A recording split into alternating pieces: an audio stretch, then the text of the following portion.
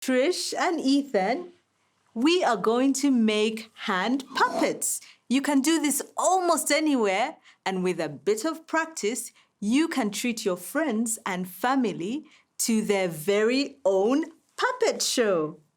Your hands are opaque objects. We're going to use them to block the light waves from a source and create a shadow. You need a source of light, a wall, your hands, and some imagination. Start by putting your hand between the light and the wall. This tests that you can make shadows.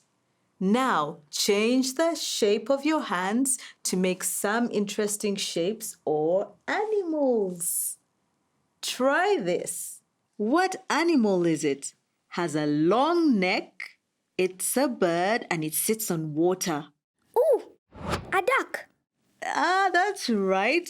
What about this? You might find this on the beach. It has claws.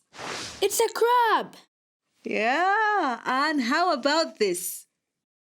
A beautiful bird flying away.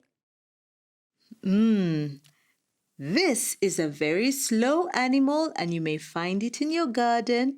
It has its home on its back. A snail. Very good. This animal, some people consider it man's best friend. It can protect us and it wags its tail when it's happy. A dog. And what about this one? You find it in the savannah and lions like to eat it. An antelope.